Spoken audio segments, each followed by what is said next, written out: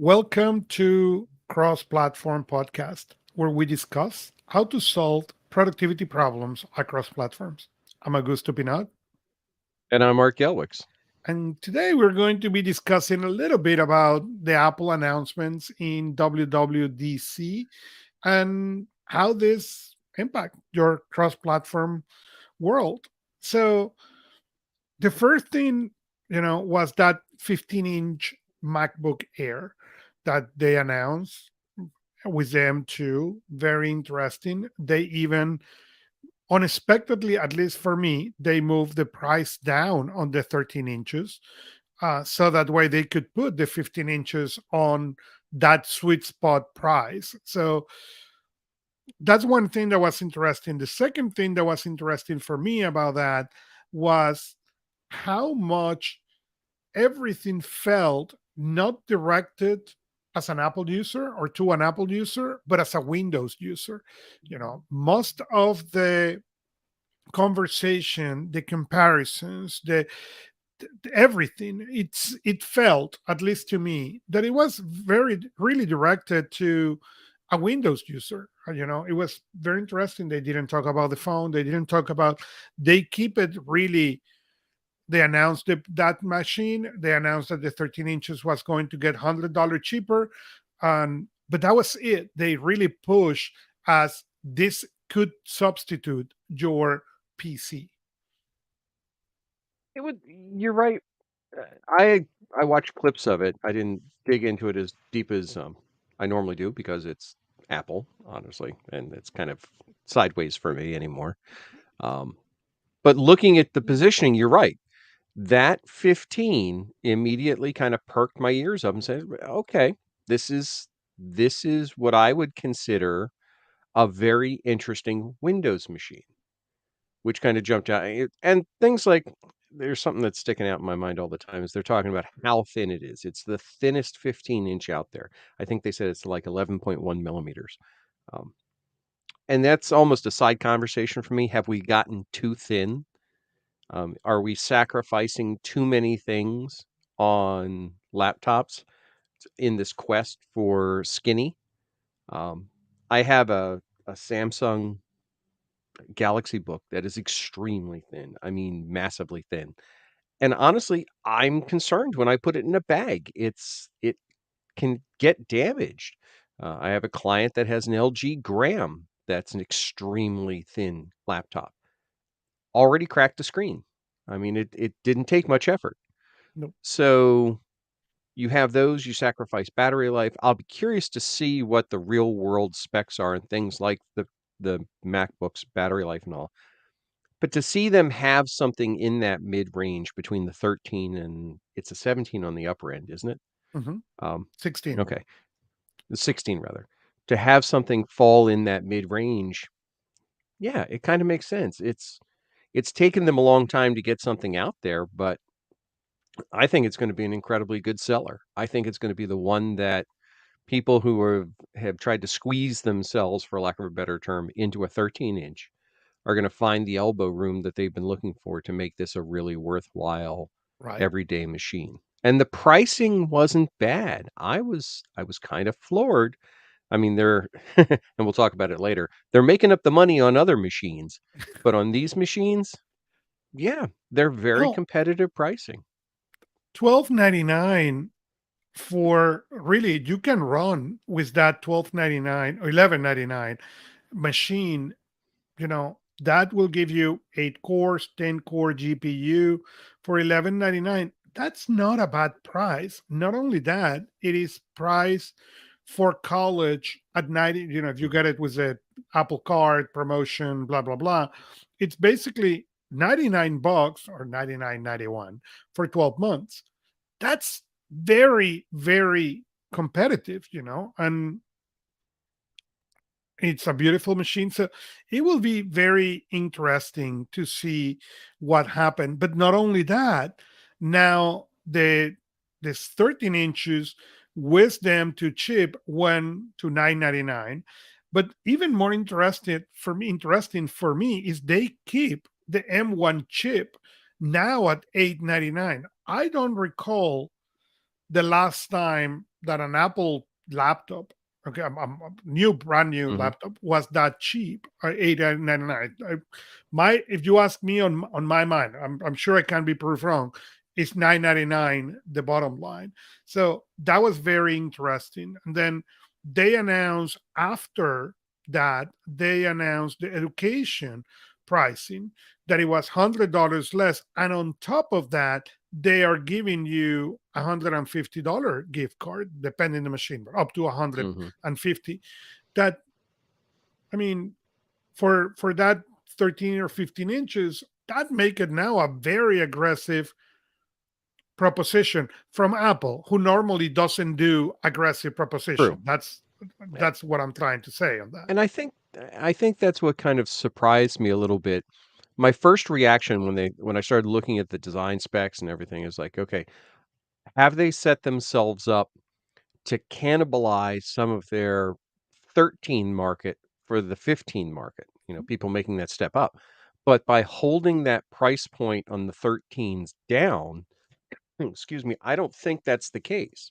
I think they've got a manageable proposition with this particular setup that somebody who's gonna be price sensitive is probably gonna go to the 13 route. Somebody who wants a daily driver, they're gonna go the 15 route, and somebody who wants something that's, big iron, heavy, powerful, they're gonna probably step up to the 16. So they have truly a nice set of options. The only thing that sticks out in my mind is, do they create a conflict, or is there a situation where now they've created some confusion as to whether or not I should go iPad all the time or I should get a MacBook 13? Because those price points at a high-end MacBook with the keyboard and with the bridge stand is actually more than the MacBook 13. Mhm.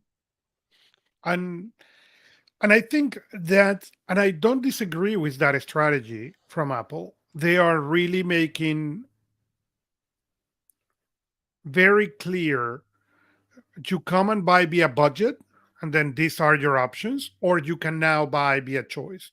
Your iPad is as powerful as your MacBook if your work Mhm. style and work application and work needs will fit on the iPad. And I think they're doing that right. And I think as they continue merging what they do operating system and application wise, it will be very good. I have a MacBook Air, an M1, um, and really I only use it for for podcast. And the only reason is because the browser for the application we use for the studio, it doesn't work well as well not for us, but for other podcasts that I do, doesn't work if I'm not on a Chrome base one, and the iPad do not have a real Chrome Mhm. base. So, but if they allow Chrome someday, hopefully soon, to really have with this new operating system with iOS 17, to real have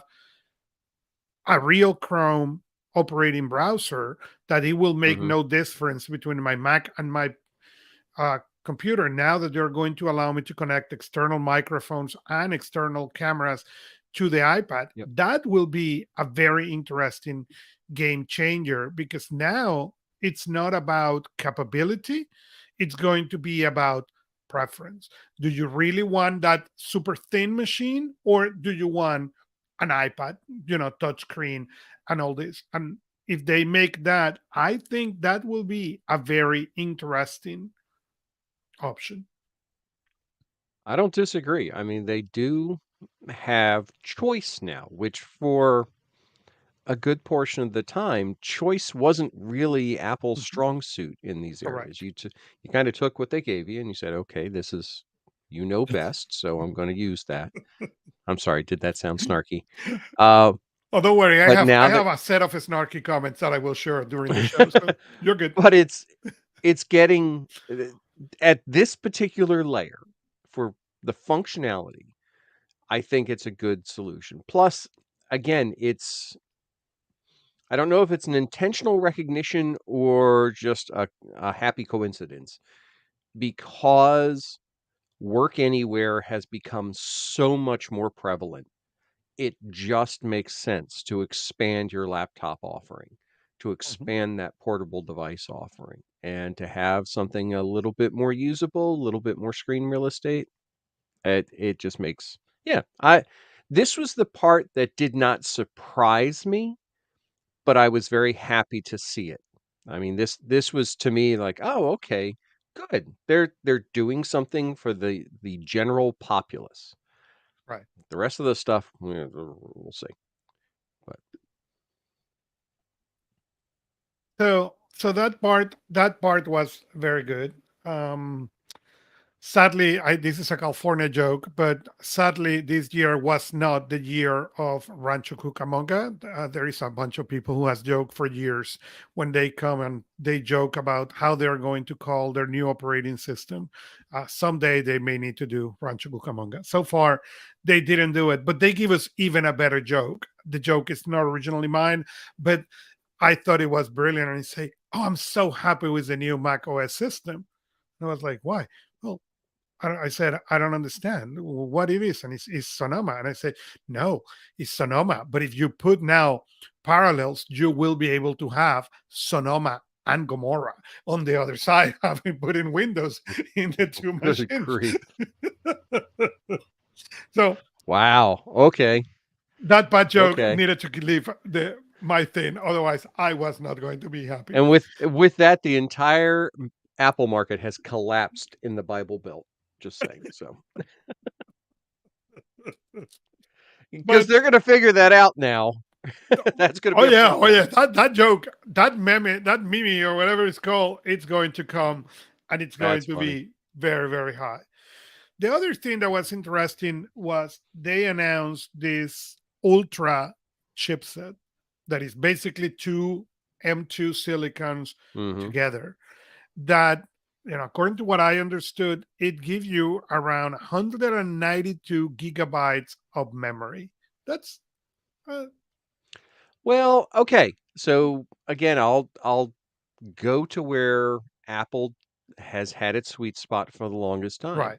If you're doing video, you're doing That's audio, you're doing graphic, especially video, if you're doing rendering, if you're doing animation, that RAM is what makes or breaks your performance. I don't care how big your processor is. That's what will make the difference as to what you can or can't do. So I kind of get that they're doing that, and they're catering to the audience that's using their equipment. yeah. If you have a PC that's got that, I'm going to look at you a little funny. I'm like, what the heck are you running on that thing? But on these, yeah, I kind of get it. So the next thing was the iOS 17. Um, and there were a couple of interesting things. Nothing necessarily original, but I could just say that could be just Apple's tagline. well, So Apple invented all in this announcement. But yes, reality is not a yes, lot of yeah. things were I shouldn't original. say I shouldn't say that, but that was a softball. So So the Apple Maps, the fact that you can go offline into that, that you can, the mhm, collaboration on the notes, the collaboration on the notes is still been something that I like. The fact that you mhm. can open two notes, two iPads, two Apple Pencils, that works incredibly well. Um, for the iPad OS 17. But there was two things that got me happy. One is the fact that you are going to be able to share the AirTags. We have AirTags for a couple of things in our family, but you can register to a phone and you cannot share it. So if my Mhm, wife take that bag, and the bag get lost, she need to text me, "Where is my bag?" Because she cannot see it on her mhm. phone unless you unpair and pair again. That doesn't work. So now you will be able to share. That's very nice. For our people who has bad signal, you will be able to use maps offline if you download them ahead of time. That is really, really nice. The other thing that they did was that they call, I think it was a standby, and is that if you put your phone to charge in a horizontal, it looks like an 80s watch. You can add complications, as they call them, and things. Okay, That was very nice. that's That was a nice cute. thing, a cute thing. Um, Yeah. then they announced the iOS 17. iOS 17, there was for me two things or three things. One is a collaboration. The second is how much they expand into the PDF. The fact that you are going to do autocomplete in PDFs, regardless of how that PDF is come from the machine, that's awesome.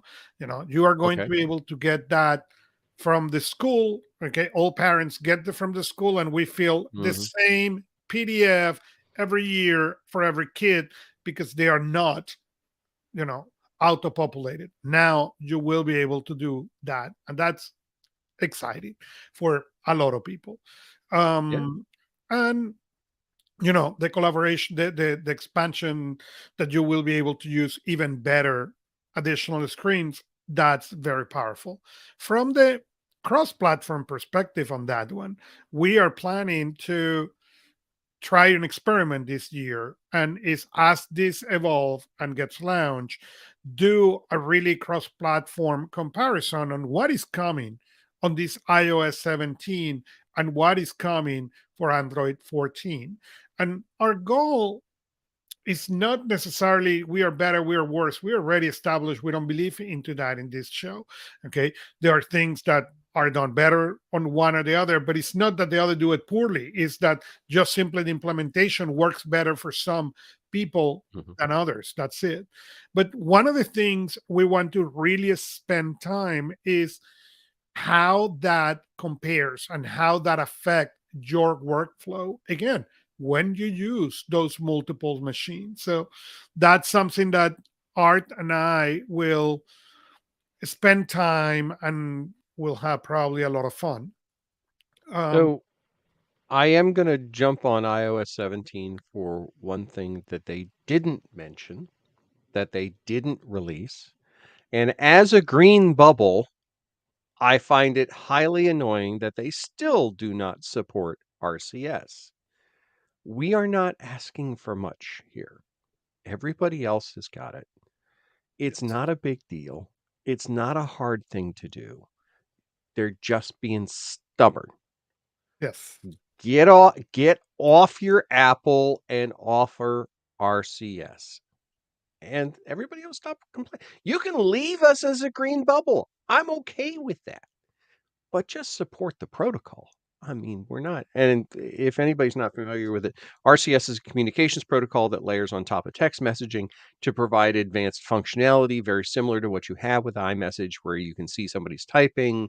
You get more, you get better emoji support, you get better interactive back support, you get better group chat support. All of those capabilities come from the RCS protocol. The upside is that it supports both sides of the fence, Apple and Android. Android has it. Google's released it. Most Google clients now support RCS. Why Cupertino doesn't want to have this, I still have no understanding. I can't when they can fathom invent the cost of that. RCS2, they will release it. Well, fine, then that's, freaking invent that's it and what happened. release it and let's get over with it. I mean, there's so many things with that. Looking at the list of features that they're releasing with iOS 17, yeah, there's some nice features there. Some, normal everyday stuff that you would expect, some quality improvements in the applications, some quality of life types of things. I consider it a very iterative upgrade. There was nothing in there that immediately stood up to me and said, "Hey, this is a massive improvement." No, this is a step. It's it's It is 17. It's not 10, it's not 20, it's 17. it's 17, but it was, one thing that I, as a parent who has is, young kids who are getting into the point that they are not going to be young anymore. And I love the idea that I can say notify me when kids gets there, notify me when Mhm. kids get home. That I understand this is a parent thing, from young kids, okay, who are starting to get that freedom, but they're not really independent yet. That was very, very nice and reassuring for me. Now, you did bring out something earlier about the AirTags, and this wasn't tied specifically to WWDC, but I know there's been some talk about it as of late. uh, that's actually a joint offering between Apple and Google, is enabling the applications to say, okay, if there is an AirTag or a Google tag, I forget what they're called, but anyway, if there's one of those that it keeps seeing with you, but it's not one that's in your list to track, it will tell you those unmonitored AirTags. So somebody can't like stick one to your car. Uh, it will notify you that that's going on. I think that's a really good thing. What kind Yes. of floors me is the fact that both of them said, yeah, we need to do this. And they support on either side. So if Google, I believe this is the case. If it's not, please correct me in the comments and let us know. But I believe this is the case that if Google sees an AirTag that's following a person around, it will let them know. And same on the Apple side. If it Yeah. sees now, I think there's a bit more of an issue though, because there's other clients on the Android side that are not available on Apple. So I don't know if it supports if a tile is following you around or a Samsung tag is following you around, because there's a few other and there's actually My a lot. understanding is yes. My understanding is Okay. both Apple and Google had agreed into track those. But for example, we have one, okay, and a lot of times happen. We have it in the car because we are using the thing Mhm, that is tracking, and then my wife, because it's set up on my phone, I start getting this Arctic is following you, this Arctic is following, and like, mhm. yeah, I know, it gets very, very, That's a good point. very annoying. Yeah. That's a So good now point. that you will be able to share, is great. You can share, then the person doesn't get annoyed for whatever time you're together, and then you can remove the sharing, and life will be good. Mhm. So, that's definitely a step in the right direction. So What there else was did they have? one thing cool that they announced. I'm not a big gamer, but I thought that what they announced with the portability of games into the Mac platform was very, very interesting. And what I have read in the initial reports of this is that it works nicely. And it's supposed to work very nicely to import games into the Mac platform. Really, if Apple wants to grow that youth market, they have now the power. That M chipset is powerful enough to play, but now you need to make Mhm. the life easier for the developers so your machine comes as a serious contender that right now is not. So, yeah, I mean, I like the idea that they're offering a gaming machine or gaming targeted. Um, Honestly, I don't know how much of a dent that's gonna make in the gaming market, considering gaming machines are such a custom rig type of Right. setup. I mean, if there's a great deal of pride put into how big of a rig you can build and how powerful you can build. But at least they're bringing something to the table. They also announced I wanna go back to iOS 17 for a second because Yes. there was a couple things that Sorry. stuck out to me. One was around the interactive widgets. They're talking about bringing those out for the iPad. Mhm. And you being Mr. iPad, I'm curious if you had any thoughts on does that mean anything? Is that Yeah. a valuable feature or is it just a feature?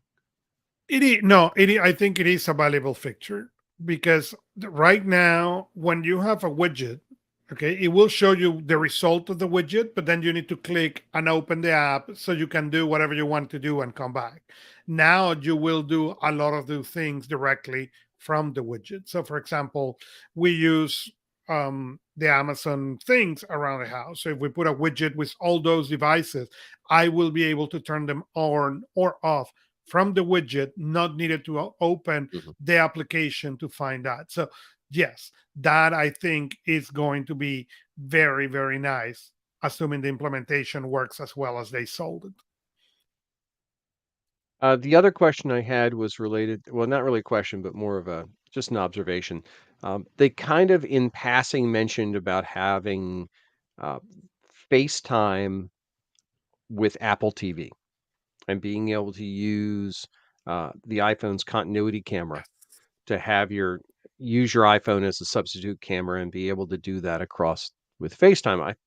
I thought that was interesting, but I also it just felt like it was late to the party to It me. is 3 years This is the late. kind of Yeah, see, there you go. There Okay? you go. This is the This kind will of have thing that been should have been announced March on 2020. WWDT 2020. Okay, Yeah, okay. uh, Google will have needed to fold. Okay, because of the amount of iPhone sold. I agree with you. But that I was said, curious if you had the same read that I yeah, did on that. same reaction. But it's still very exciting because we do a lot of FaceTime calls in our house, and it Mhm. happened. It will be great. Then we start, we get the call on the phone, and then start getting another device or two devices or adding multiple devices so we can share, everybody in the camera. Now putting that in the TV, you will see the people there. So it was very exciting. As somebody mentioned to me, I finally have a reason to buy. There is a Belkin accessory who keep the phone parked vertically, so you can do this Okay. continuity. And he said, I finally found a reason to buy it, and it is true. I had not had any reason to use my iPhone camera on the Mhm. Mac, but I will have a reason to use it this way when we do FaceTime calls. We do it with my parents who live far. We do it with my sisters. We do it with Mhm. my in laws. So the fact that now we will be able to put the phone in there and have it in the TV and we will see large and they will see us large, it will be very fun. So, do you think that at some point Apple then just says, "The heck with adding the phone to the equation to release a dedicated camera for Apple TV?" I don't think they No? will. It works. The Okay. phone will work very well. Not only that, what they are doing this way is keeping the processing um, out of um, out of the Apple TV, so that keep the Apple TV cheap Mhm. because you don't need a lot of processing power. But doing it this way, now you can do watch a TV together, and then that way you can, you know, get everything done. Yeah, my exposure to Apple TV has been limited to Ted Lasso and MLS soccer coverage, and that's it. And I don't have an Apple product. I have Apple TV account on my Chromecast, so I can't tell you too much about the hardware part of it. All right. So I think we're down to the big money item. You want to dig into this one? Yep. Before we go to the big money item, Oh, there is okay. two things I want to share. One is the health that I forgot on the Oh, yeah. iPad 17. Finally, we are going to be able to interact. There is a lot of information in that health, and I Hmm. think it's great that they're bringing that to to the iPad, and that they continue, you know, pushing. And there was one more thing that they announced that for younger kids, they are trying to put an alert for distance, so that way kids don't look at the screen, Oh, that close. okay. And I think that was a good and interesting thing. Um, they announced obviously some AirPods audio upgrades, new upgrades to the watch. The watch instead is coming to that famous 10. So the watch is now getting a more serious update, even though they talk little about it. But then that, as you said, brings us to the $3,500, or I should say, is starting at $3,500 Yeah. thing. And I think this is a very niche product, okay, as it is the Apple Studio, as it is Hmm. um the Mac Pro. The Mac Pro, I think, it starts at $7,000. Okay, it's for a studio, it's not for a normal person. I Hmm. think this, on the current version, it's exactly the same. That said, if they can do what they show, I think is going to be very, very interesting because when I look at my office, okay, my office has 9 screens. Okay. I work alone. I don't see a lot of people. Okay. I do a lot of FaceTime or Zooms, but I don't have people in my office. Now, if you give me that, okay, and I can have my 9 screens just with a visor, Okay, is something I may consider. At the end of the day, I'm replacing, 7 other machines or 8 other Mhm. machines now. So that may be interesting for me. I don't think it's going to be a version one. There is another factor that is the glasses. I use glasses Yeah. like you, and they said there is an accessory, but it doesn't will work at the beginning with every um, measurement. So that's something that we need time to. What I think they did awesome in there is the ability to have multiple screens in one. You can find VRs, go to Mhm. Amazon, they are $400-500, okay, and you can basically replicate your screen, make it massive, and work. Okay, that you can do for $400. What they did incredible, in my opinion, is the ability to have now multiple screens of Mhm. that size all around. So, where I will be able to turn left and have something, and turn right and have something completely different. That, if it works well, it will be very, very interesting. Um, my thing with this is what the competition will do. Why I say this: Apple was the first, one of the first wireless routers, was called the Airport. Okay, came from Mhm. Apple. Okay, and the market eat them. Okay, why? Because the Apple was I don't know $200 and Linksys was 60. Okay, so people buy Linksys. So, well, but that's what happened. I mean, it's not that Apple has not come with these crazy things in the market. Is in some cases, like in this one, they are just way off. And is the market ready for a $3,500 device? I don't know. So, If the market is ready, they will do well. If the market is not ready, we will wear the Samsung version that will run out of Windows. okay. So my first reaction was pretty much the same reaction as everybody at WWDC when they announced the price tag to this. I'm like, what the heck are you smoking? So then I said, okay, give it 24 hours and I'll go back and look at it. Couple points of clarification. One, this is not a VR headset. Correct? There is nothing comparable in the marketplace right now. And I am not being No, no. a Apple fanboy. Everybody knows that. But there is nothing comparable in the marketplace. Why? Because you can see through this. This is an augmented reality. What they're calling. Bear with me. Canada's on fire and the smoke is in my lungs right now. Sorry. So, because you can see through it, you lose that isolation effect that you get from things like Facebook's Meta and the Samsung one and all the other VR the Oculus ones that are out there. Right. And the principle of excuse me, the principle of this one is to overlay the displays over the world that you're seeing. Hmm. That's a big step for a lot of people because they don't have that hidden feeling.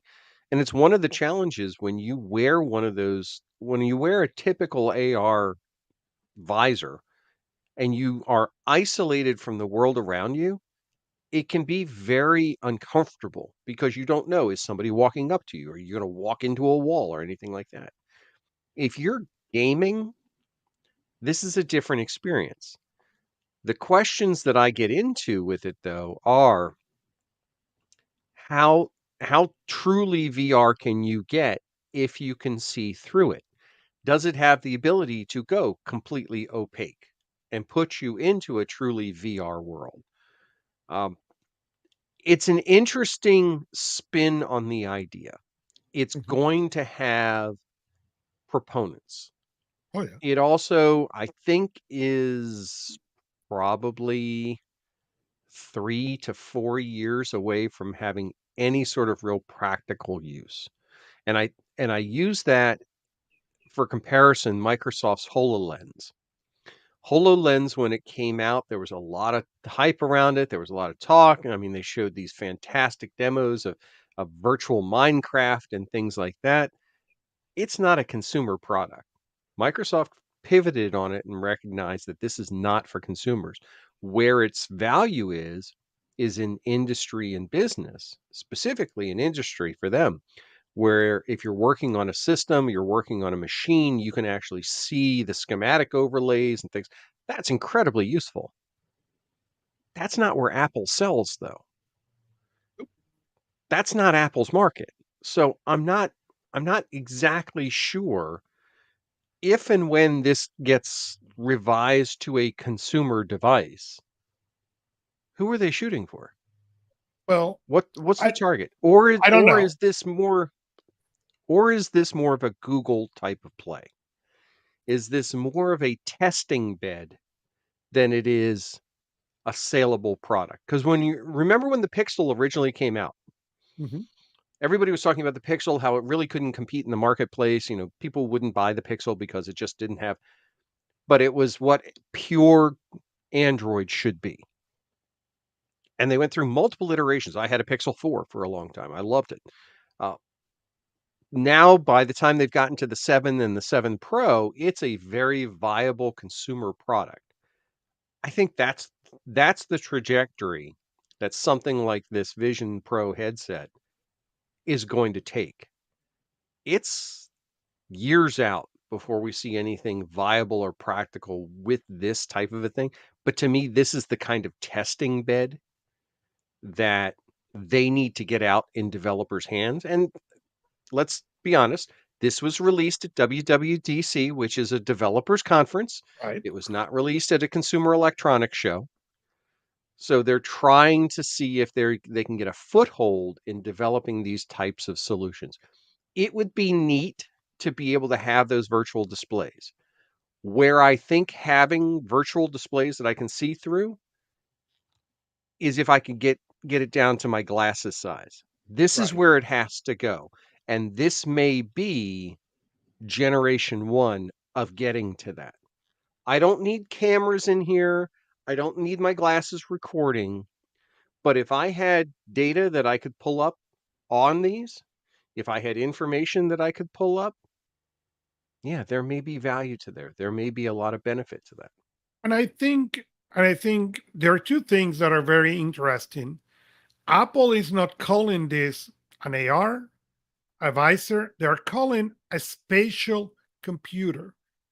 Okay, Hmm. and and there are many things we can criticize Apple on it. Okay, but there are things that they do very well. Okay, if you look back on the iPhone, okay, bazillion years ago, okay, they came on a game to we are going to revolutionize, and the first four versions of the iPhones were leap jumps, from version 1 to 2 to 3 to 4.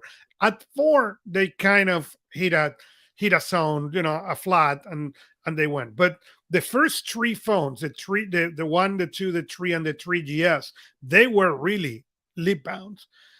It was on version 4 when people start going, okay, now Hmm. I can update on the 4 or on the S version of the Yep. release, because now their versions were.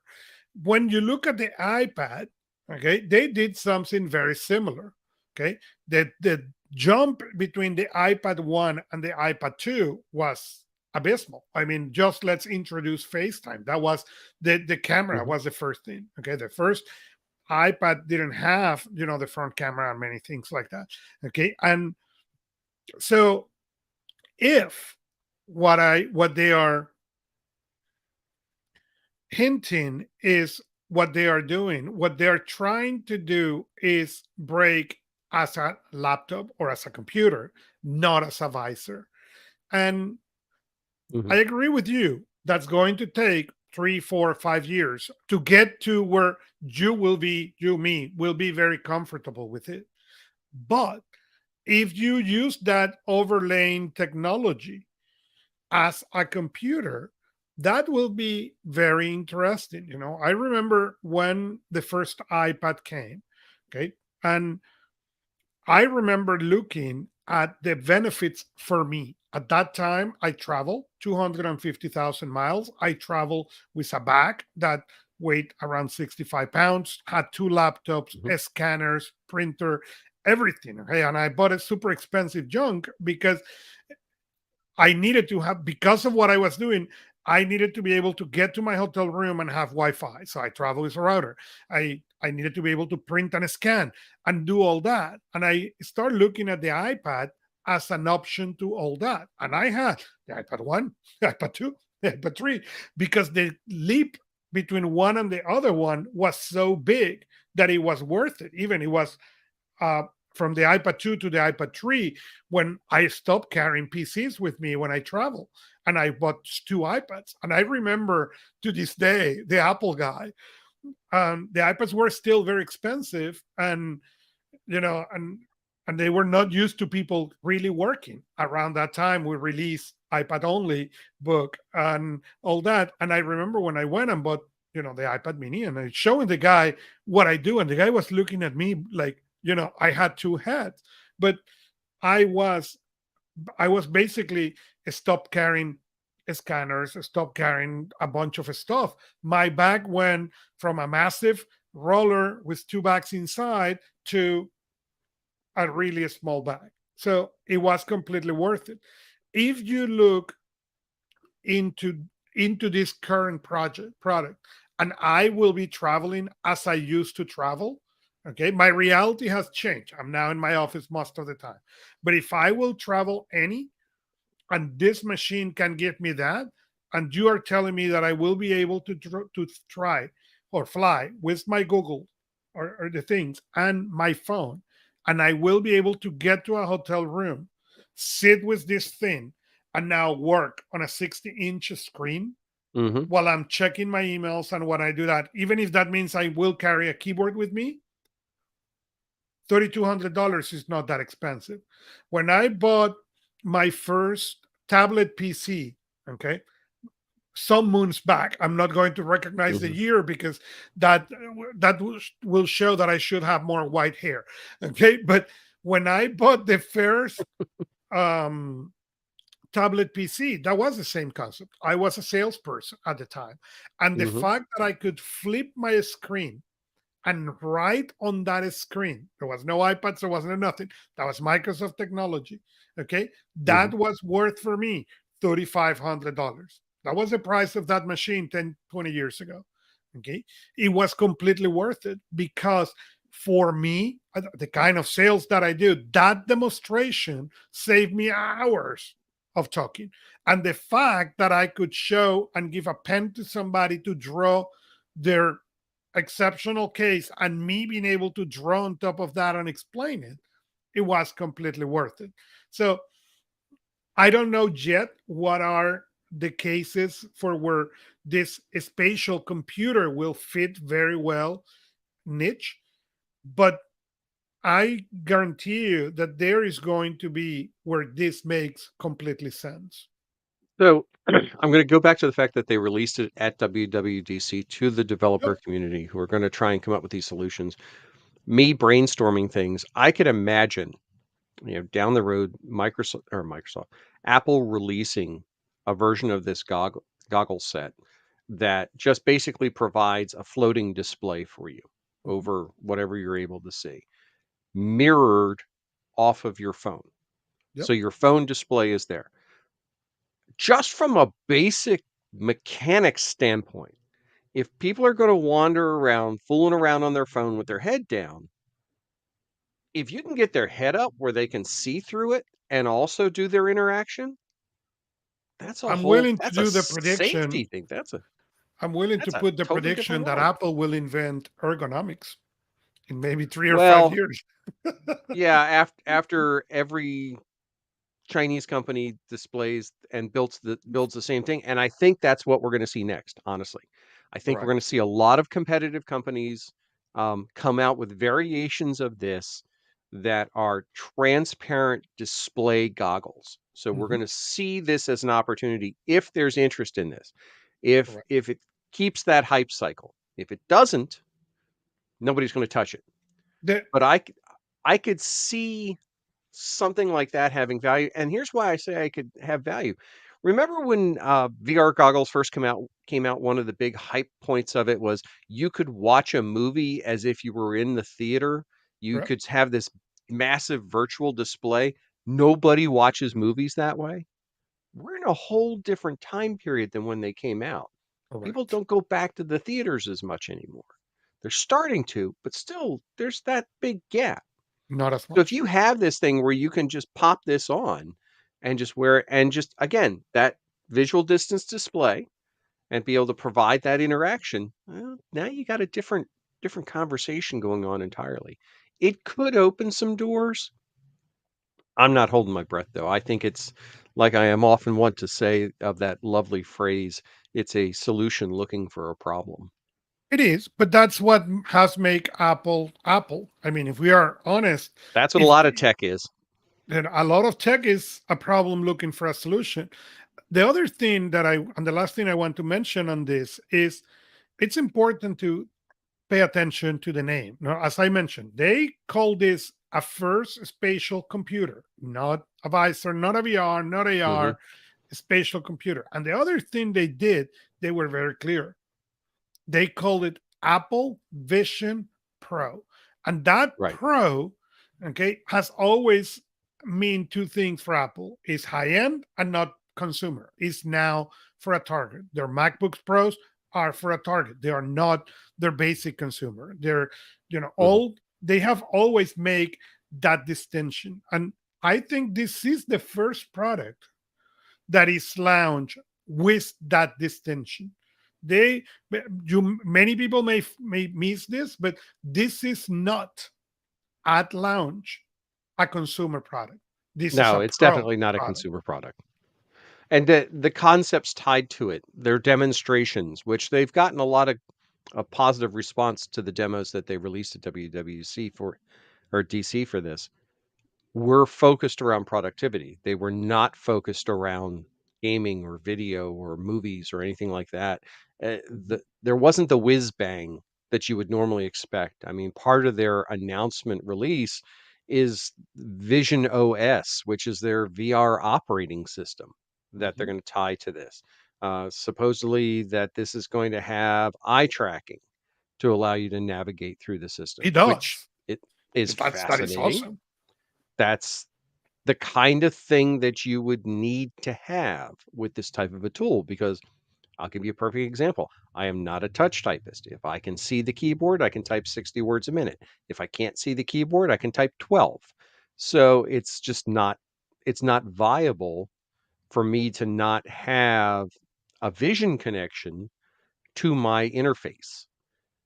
Vision or eye tracking is a whole different ball game then. If I can look at a corner and trigger something, if I can move a mouse around or equivalent using my eye positioning, yeah, that's different entirely. And that's the type of thing that I think could make a significant difference with this as a consumer level device eventually. Mhm. Does that warrant it hanging around? And that's what I'm curious. My first reaction when I saw this, and my comment to you in Telegram was, I see another Newton on the horizon. Um, an incredibly innovative, powerful, capable piece of technology that got surpassed rapidly and eventually fell off the radar. True. Um, it's the type of thing that, yeah, I think it's got an opportunity. I'm just curious to see where it goes. I had a friend who was saying that what they were going to announce was the things that the next people were developing because now they're all dead and they cannot say that they were developing that. But if you think about it, the Newton, it is nothing else than a pre-version of the iPad. And Right. and Apple, it's very good at that. When you think on the iPhone, many people don't remember, but the first Apple phone, okay, was a Motorola that synchronized your Mac with iTunes. That was the first Apple phone, okay, Hmm. not the iPhone. So they they have this weird thing like Google, okay, to play into these markets and throw the product and be willing to let it die on natural Hmm. causes, but get all that information to where they missed the mark. It is again, I bring I bring the Apple Watch. Okay, the first Apple Watch, I wasn't. It was cool, but I wasn't impressed. Mhm. By the third version, I understood they had a value. Okay. Now, okay, I have Apple Watch. I sent to my parents Apple Watch, and my dad, oh, it's getting old. Okay. He can now do an echo. Okay. He Mhm. has heart issues, and he can do an echo every time he wants. He wants to do 20 echoes a day. He can do 20 echoes a day. That honestly, if he will require that, okay, it will be impossible to afford. Okay? And Mhm. now he can check, he can be, all these things. There is rumors that they are working into many other things, and you are seeing where the sensors in China are getting, you can now, I have this other watch, okay, who inflate and measure blood pressure, and it's medical grade. Okay. So the technology is getting there, and this, Mhm. the Apple Watch, it's more and more turning into a medical companion. And it takes time, but I think, you know, looking into that way, it Mhm. works. Yeah, and I think this is we've kind of stated this flat out. This is Gen 1 of this technology for Apple. Apple iterates, especially around design. You'll see a refinement of the design. You'll see a refinement of the size and the capacity of the device over the coming years.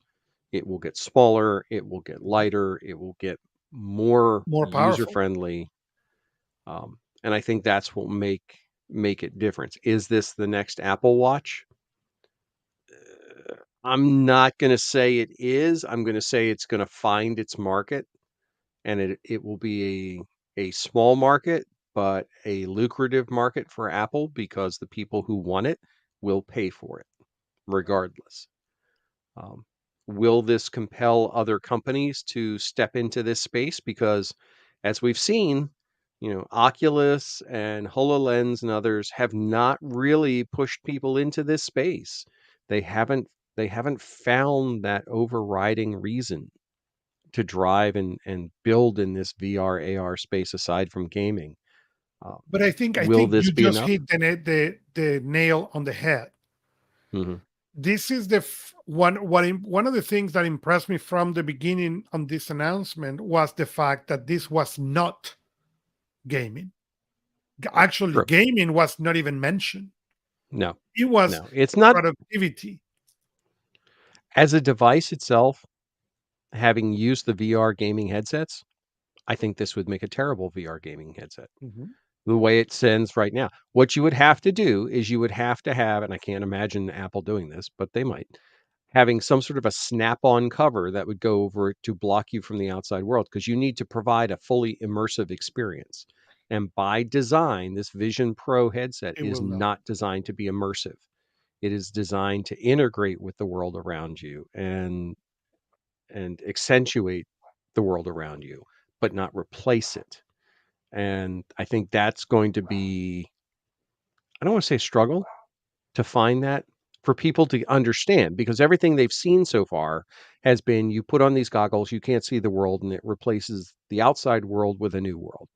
Um, which I think is kind of ironic because if you remember the movie Ready Player One, based on the Orson Scott Card book, which was all about VR and truly operating in a VR space, a lot of the imagery shows a very similar type of augmented reality visor.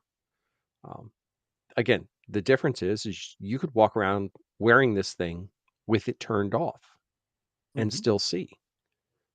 That to me is a that's where I think if they're able to get it down from the size of a pair of ski goggles down to something much more condensed, be able to potentially provide um, prescription lens attachments to the outside rather than the inside. So you're not layering your glasses, but it Right. it actually becomes the glasses themselves. Those are some interesting technologies I think that could open some pretty innovative doors for this. That's still a ways off, though. I mean, It's we're still looking.